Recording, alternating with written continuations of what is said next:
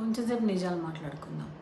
ఈ రోజుల్లో nearly impossible ఒక స్మార్ట్ ఫోన్ లేకుండా, ఒక టీవీ లేకుండా ఒక ఇల్లు ఉండడం.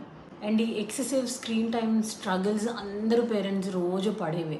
ఎక్కువ టీవీ చూస్తే, ఎక్కువ ఫోన్ చూస్తే వచ్చే నష్టాల గురించి భయపెట్టడానికి రాలేదు. దాని గురించి ఆల్రెడీ చాలా వీడియోస్ చూస్తుంటారు. నాకు తెలిసిన కొన్ని మంచి ఎఫెక్టివ్ టిప్స్ చెప్తాను. నంబర్ 1, ఫ్యామిలీ మొత్తానికి ఒక ప్లాన్ ఆఫ్ యాక్షన్ ఉండాలి. అందరూ ఒకటే మాట మీద ఉండాలి.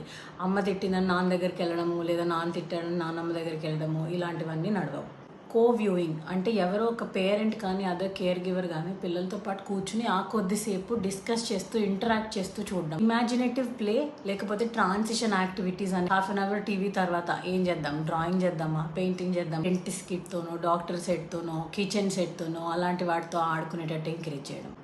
Number 4, out of sight out of mind. ఈ చిన్నపిల్లలకి ఇంపల్స్ కంట్రోల్ అనేది చాలా తక్కువగా ఉంటుంది. సో ఆ గ్యాడ్జెట్స్ అనేవి వాళ్ళ ఎదురుగా కనిపించకుండా ఉంటే తక్కువ అడుగుతారు. నెంబర్ 5, కలర్ఫుల్గా ఎక్కువ లౌడ్ నాయిసెస్తో వచ్చే టీవీ షోస్ అవాయిడ్ చేయడం బెటర్.